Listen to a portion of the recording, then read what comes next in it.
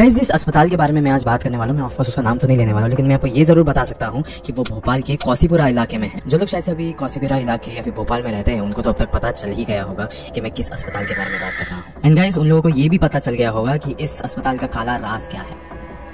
चलो, कहानी अब कुछ ऐसी है कि रश्मि नाम की एक लड़की थी जो कि जस्ट अभी इस अस्पताल में आके ज्वाइन करी थी। एंड उसकी एज कुछ बहुत ज़्यादा नहीं थी, वो एकदम यंग थी। उसमें लाइक बहुत ज़्यादा एंथुसियाज्म था, लाइक लिटरली मतलब काम करने की क्षमता रखती थी वो। लेकिन उसको बार बार ऐसा लग रहा था, जो कि उसके लाइक हेड डॉक्टर्स है, वो मानने के लिए रेडी नहीं है कि वो कुछ अच्छे से काम करती है। तो फिर वो ना लाइक दिन रात एक करके अपने आप को प्रूव करने में लग गया कि नहीं, मैं कुछ जेन्युइनली इस अस्पताल के लिए करना चाहती हूँ। एंड वो ना लाइक चाहे दिन हो या रात, हमेशा रश्मि वहाँ पे अवेलेबल रहती थी। मतलब वो डे एंड नाइट दोनों काम कर रही थी। लेकिन हर एक कॉमन इंसान को भी ये बात पता है कि एक अस्पताल में आधी रात को काम करना या फिर आधी रात में उसके सामने से भी गुजरना कितना ज़्यादा खौफनाक हो सकता है, कितना ज़्यादा दर्द हो सकता है वहाँ पे।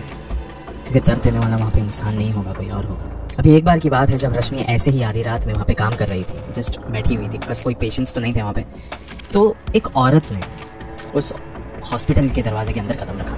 एंड वो ना लाइक बहुत ज़्यादा एकदम ऐसा लग रहा था कि एकदम गलत हालत में है, वो बहुत एकदम बिगड़ी हुई हालत में थी। एंड उसको बहुत ज़्यादा दर्द हो रहा था, वो थोड़ा सा चिल्ला रही थी। एंड उसने अपने पेट को पकड़ के रखा हुआ था। एंड वो कहीं और नहीं गई, सीधा रश्मि के पास गई। वो औरत एकदम चिल्ला कर रश्मि को कहने लगी कि मेरे पेट में बहुत ज़्यादा दर्द हो रहा है, प्लीज़ मेरी मदद करो, और कैसे भी करके ये पता लगाओ कि मेरे पेट में हुआ क्या है, मुझे बहुत ज़्यादा डर लग रहा है अपने आप के लिए। एंड अभी आधी रात हो रही थी, मैंने आसपास हर एक अस्पताल में देखा, हर एक क्लिनिक में देखा, वहाँ पे कोई भी मुझे डॉक्टर ही नहीं मिला, इसलिए मैं इस अस्पताल में आ गई और सीधा आपके पास आके चले। एंड रश्मि ये सब कुछ देखकर बहुत ज़्यादा सहम गई थी, लाइक लिटरली वो बहुत ज़्यादा डर गई थी कि ये अचानक से क्या हो गया है उसके साथ। फिर उसने बोला कि चलो ठीक है, मैं आपकी मदद करती हूँ, पर आपको पहले फॉर्मेलिटीज़ आपको कंप्लीट करने होंगे, उसके बाद ही मैं आपका चेकअप कर पाऊंगी या फिर आपकी मदद कर पाऊंगी। एंड वैसे भी आपको इतनी आधी रात में अकेले नहीं आना चाहिए था, आपको किसी ना किसी के साथ होना चाहिए अभी फिलहाल के लिए। और उस औरत ने ये सब कुछ सुन के एकदम शांत हो गई। वो पहले तो उसने कहा कि मैं कैसे आ सकती हूँ किसी और के साथ, जबकि मेरा कोई है ही नहीं। रश्मि को भी अभी लाइक थोड़ा सा बुरा लगने लगा। उसने बोला क्या इसकी मदद मुझे अब खुद ही करनी पड़ेगी, क्योंकि और कोई स्टाफ मेंबर भी नहीं है। लाइक सारे जो भी स्टाफ मेंबर मौजूद है अभी इस अस्पताल में, सब अपने अपने कामों में लगे हुए। फिर उस वक्त उस औरत की हालत देखने के बाद रश्मि को लगा कि ठीक है, मैं ही आपकी मदद करती हूँ, ओके फाइन। फिर उसके बाद रश्मि ने ना एकदम चुपके से हॉस्पिटल का फॉर्म निकाला और उसको फिल करना चालू कर दिया। फिल करने के बाद उसने वही चीज़ रिसेप्शनिस्ट को दे दी, ऑफकोर्स एंट्री करने के लिए। एंड देन वो ना वहाँ से निकलने लगी, लेकिन फिर वह थोड़ा सा साइड आई से देख सकती थी कि रिसेप्शनिस्ट ना उसको बड़े अजीबोगरीब निगाह से देख रही थी, जिसकी पता नहीं क्या हो गया हो। लेकिन उसके बाद रश्मि को शायद से ऐसा लग रहा था कि शायद से किसी एक पेशेंट का फॉर्म मैं भर रही हूँ, so it would be a problem. उसके बाद रश्मि को ये भी लगने लगा कि शायद से ये मुझे नहीं करना चाहिए, और अगर किसी और को पता चला इसके बारे में कि मैं सब कुछ अकेले कर रही हूँ या फिर एकदम लाइक पर्सनल ले लिया मैंने इस चीज़ को, तो शायद से मुझे कुछ एक्शन भी ले सकते हैं। एंड अभी वो देख रही थी कि उस जो औरत थी लाइक उससे दर्द भी बर्दाश्त नहीं हो रहा था, एकदम जोर का चीख रही थी, चिल्ला रही थी। तो उसने क्या सोचा कि मैं एक काम करती हूँ, 5th फ्लोर पे जाती हूँ और 5th फ्लोर पे जाके इसका इलाज करती हूँ। वैसे भी 5th फ्लोर पे तो कोई आता जाता भी नहीं है, बंद रहता है। मैं जाती हूँ ऊपर जाके इसका इलाज करती हूँ, किसी को पता भी नहीं चलेगा। एंड जब रश्मि ने ये अस्पताल ज्वाइन किया था, तो उस वक्त उसे भी बहुत ज्यादा वियर्ड लगता था कि जब हर कोई इसका 1st, 2nd, 3rd, 4th floor तक यूज करते हैं, लेकिन फिर भी एकदम अच्छी स्पेस होने के बावजूद कोई भी 5th फ्लोर पे क्यों नहीं जाता, उसका इस्तेमाल क्यों नहीं करता। ऐसा तो है क्या वहां पे, लाइक व्हाट इज दैट। लेकिन फिर भी ये सारे थॉट्स को उसने इकट्ठा किया एंड सबको इग्नोर किया। एंड वो फिर 5th फ्लोर पे 5वीं मंजिल पर उसने कदम रखा।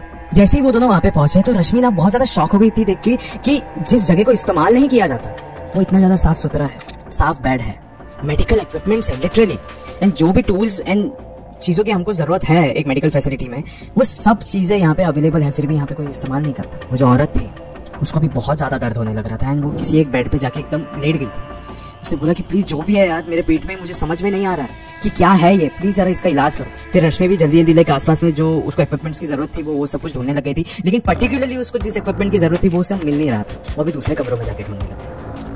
फिर उसको लाइक फाइनली थोड़े बहुत इक्विपमेंट मिले एंड वो वापस जा रही थी उसके बेड की तरफ। एंड देखा तो वो औरत वहाँ पे थी नहीं, गायब थी वो। फिर उसको लगा शायद से आसपास में ही कहीं गई होगी, उसको दर्द बहुत हो रहा होगा, तो उसे देखा आसपास नहीं मिल रही थी वो। फिर उसने बोला कहीं कुछ गलत ना हो गया हो उसके साथ। फिर वो नीचे गया एंड उसने सारी बातें रिसेप्शनिस्ट को बता दी कि ऐसी एक फॉर्म रखा था मैंने यहाँ पे एकदम छुपा कर, एक्चुअली मैंने रख दिया था तेरे सामने, तुझे पता है। फिर रिसेप्शनिस्ट से बोला कि मुझे कोई तेरा फॉर्म मिला ही नहीं, यहाँ पे है ही नहीं, तू खुद देख ले। फिर उसने बोला लेकिन यहाँ पे मैं एक औरत के साथ खड़ी थी, तुझे वो तो पता है ना। फिर वो रिसेप्शनिस्ट ने कहा नहीं रश्मि, लाइक मैं तुझे एक अलग तरीके से भी देख रही थी, I was literally judging you कि तू किसके साथ बात कर रही है। तू हाँ किसी के साथ तो बात कर रही थी, लेकिन उस तरफ कोई भी खड़ा ही नहीं था। मुझे लगा कि तू नींद में है या फिर कुछ तो हो रहा है तेरे साथ, तू किसी को छिपाने की कोशिश कर रही है, किसी को बिठाने की कोशिश कर रही है, लेकिन स्टिल कोई था नहीं वहाँ पे। रश्मि ये बात मान नहीं रही थी। वो रिसेप्शनिस्ट ने बोला आजा सीसीटीवी फुटेज देख ले, देख मेरे नजरों के सामने है। रश्मि ने देखा कि वो जिससे भी बात कर रही थी वहाँ पे थी ही नहीं। लाइक उसने इतनी देर तक जिस इंसान से बात की, जिसके लिए इतना सब कुछ किया, वो कोई था ही नहीं। रश्मि ने अभी सोचा लाइक नहीं ऐसा नहीं हो सकता, इस अस्पताल में कोई तो है जिसके साथ मैं अभी थोड़ी देर पहले ही थी। उसे सारे डॉक्टर्स को जाके बताना चालू कर दिया कि इस अस्पताल में कोई तो आया था जिसके साथ मैं थी कुछ देर तक, लेकिन अब ऐसा लग रहा है कि वो है ही नहीं। मैं 5वें मंजिल पे लेकर गई थी उसे, 5th फ्लोर पे।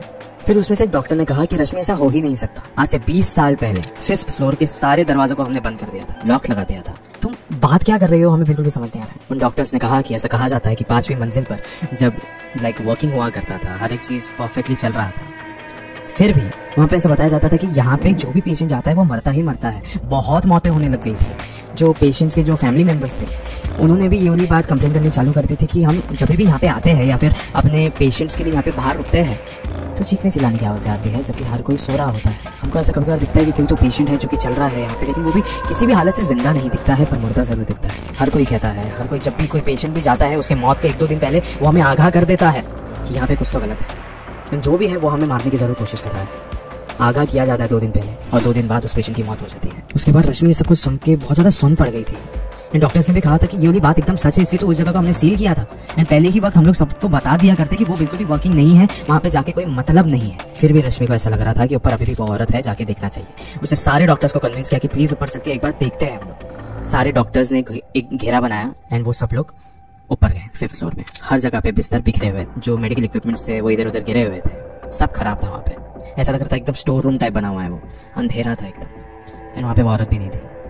ये सब कुछ देखने के बाद डॉक्टर्स एकदम पीछे मुड़ चुके थे अभी कि अभी नीचे जाना है यार, बस हो गया। अभी जो रश्मि थी वो भी अभी पीछे मुड़ चुकी थी नीचे जाने के लिए, लेकिन उसने एक आखिरी बार सोचा कि मैं एक बार पीछे मुड़ के देखती हूँ। एंड उसने देखा एंड वो औरत वहीं पे बैठी हुई। उसने बस एक मुस्कुराहट के साथ रश्मि को ये पूछा, आप वापस आ रहे हो ना? एंड गाइस ये जो हॉस्पिटल की मैंने आपको अभी कहानी सुनाई है, ये कहानी कुछ समय पहले हुआ करती थी।